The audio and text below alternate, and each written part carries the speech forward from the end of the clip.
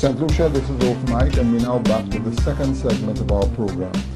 When we left off, Dominique was, I think, offering us some sort of a rebuttal to the members of the tourist board in respect to the back and forth that went on yesterday. And I am hoping that this matter is clearly understood now, because I don't think, knowing Dominic as I do, he has any malicious ideas.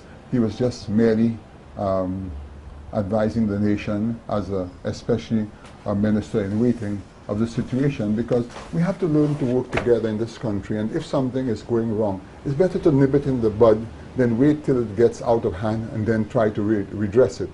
Anyway, that having been said, I wanted to take a little time to elaborate on my pet subject, which is the situation of the VAT problem in St. Lucia.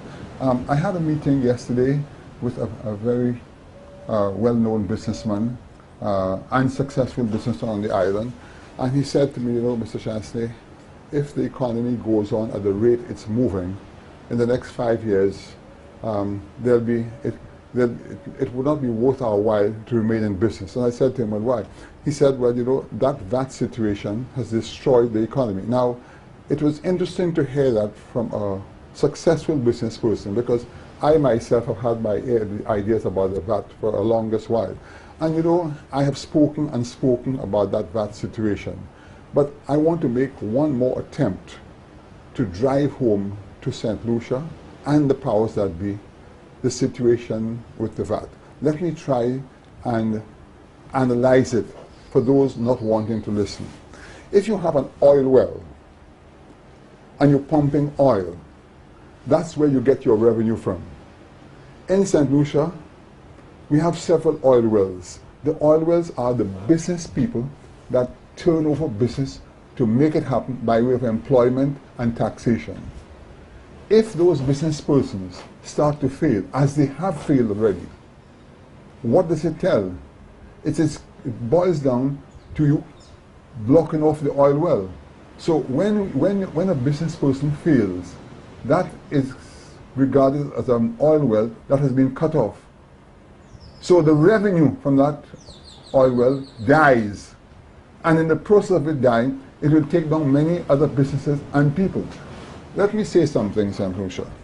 I think we should get away from the criticism today that everybody is saying things are bad when they are better. Gentlemen, let us face the reality. You just walk around Castries, or any part of St. Lucia for that matter, and find out what is going on. I was in Vieux-Fort yesterday, and I was inundated with people looking for jobs and people suffering. Now, you know something? I wasn't born yesterday, and the fact that there was a world recession does in fact impact on St. Lucia. But this, for 4 years now, the situation is getting worse. It is not getting better.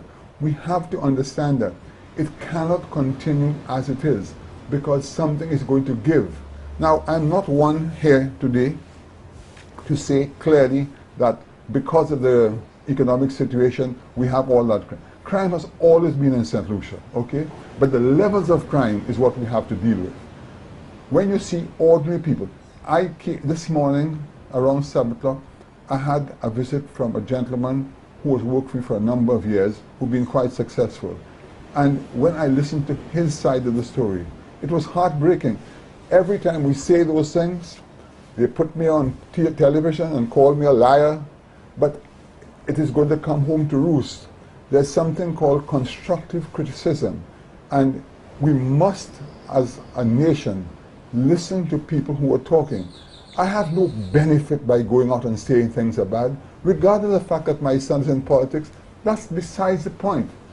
Politics is just a profession like anybody else. If Alan feels he has a contribution to make, it is democratic right to move forward and do what he wants. And you have to isolate all those things. I've been in business for 60 years. I'm saying to St. Lucia, I have had a relationship with Dr. Anthony, right? I've had a relationship with Stevenson King. I had a relationship with John Compton, you know, and I have always voiced my opinion, but I don't like what is going on. So on that score, I'm just saying to St. Lucia, we need to get together and try to do something, because the situation could get out of hand and incurable. Dominic, you heard what I said about the business side. You and the tourism field, what is going on? Well, tourism has been a little better than the rest of the business and community. you know why? Because the business comes from abroad. Right. It's not locally. We have to wait till you bring the people here and they get the money for us to benefit. Yeah. Yeah. But it still has its frustrations. As it really, you mentioned the crime problem. That is a big problem. The rate of implementation to get investments planned and so on is also a big irritation. The fact that hoteliers find it difficult to import certain items when seasons are closed, like, for example, the lobster season and citrus and so on. So in the lobster season, you can't import lobsters? When the season is closed, you're not allowed to. Not even to import? Unless it is cooked. Yeah. That is my unless it is cooked, you're not allowed to import the raw tails. Okay. And the same for citrus as well, you know, but it's a big part of the visitor experience. And there are some irritations like that within the sector. But we have to continue to lobby so that things get right. And we have to look at the holistic development of the industry. Oftentimes I don't like to talk about the hotels only, but I like to talk about all the players within the tourism industry, the craft vendors. We often levy criticism at them, but they play a significant contribution towards the development of this economy.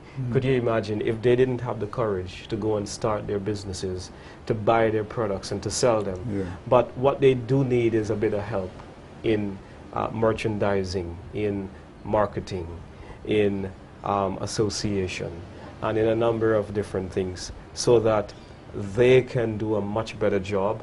They can perhaps employ more people so that their sales can go through, grow a bit more. That is a bit frustrating. The taxi drivers, the role that they play is enormous towards the development of this industry. And, you know, it seems like on that front, things have not been good. And, you know, the taxi drivers are doing less trips. That is the reality. And we have to do as much as we can to ensure that we have the numbers, that we give the drivers the requisite training that they need, and give them the resources, the tools that they require, so that they can do the best job that is possible within their sphere of the industry. Now tell me something, Dominic. You going up for the Anstey Canaries area, which is very depressed area for many years. I've heard you made a couple comments about it there. What can you really do? What plans have you got for the area to sort of take it out from the doldrums in which it is now? Yeah, well, central to the rebuilding of the constituency has got to be the creation of an economy. You know, I think the previous reps, I'm not aware of reps coming and having a strong focus on the development of a sustained economy in ancillary. So we've got to use all the resources within the constituency for tourism development, for the development of agriculture, because the constituency, a big part of it is in a farming zone. You've got the Roseau, Mondo, straight into millet, very big agricultural belt. And we need to beef that up. We need to fix the problems that farmers are having to get some of their produce sold within the Fair Trade Organization, because Winfresh is apparently buying bananas from places like Dominican Republic and selling under the Winfresh brand.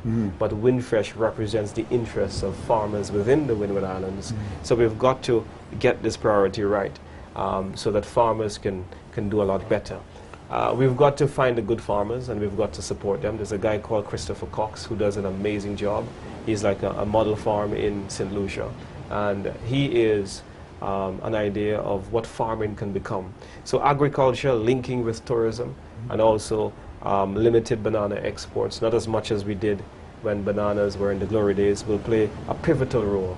But Anstey and Canaries is not short of opportunities for tourism development. In fact, I am on record of saying that the West Coast will be the new frontier for tourism development, because of the uninhabited beaches, the ridges, the scenic views, and just the picturesque lands that they have that can be turned into tourism development. I think the case must be made so that in order to decentralize investment and to encourage investors to go into these stricken areas, that we should look at making them more of a special development area, and that should reflect in the fiscal incentives that you give.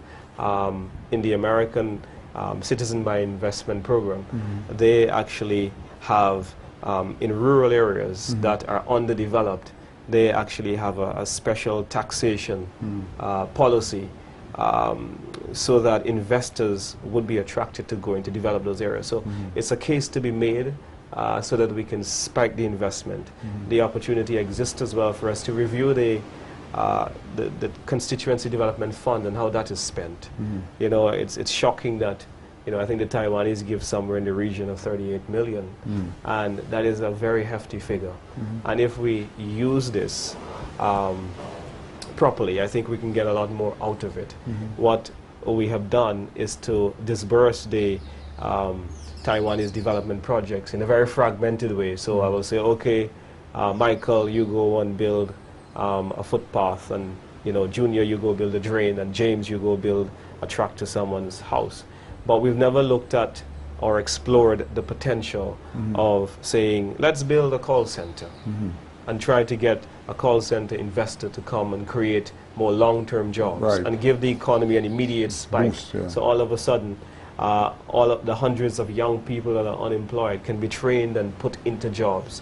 The other thing that is key is that we have to have a human resource development center that could collaborate with NRDF and with NSDC and also with South Lois Community College, so that we can do something about the skills in the constituency, both from a vocational level and an academic level, so that we empower the people of ancillary canneries and other communities in the constituency to compete for the best jobs in the island.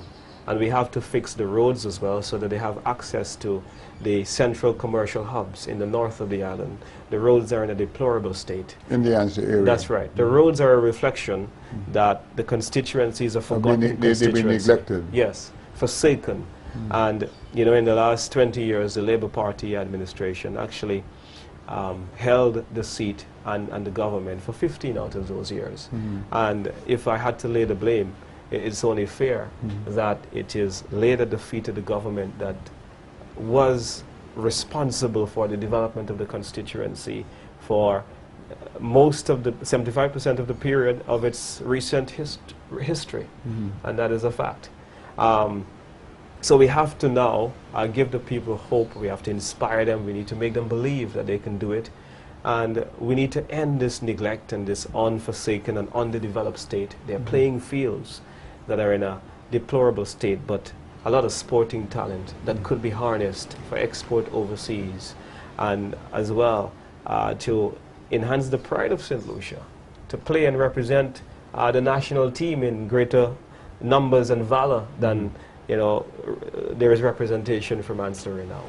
St. Lucia, this is Open Mic, and now we have come to the end of the second segment of our program. In my other two segments, I will have Mr. Guy Mayers, who will be discussing some other issues. So we'll be back shortly.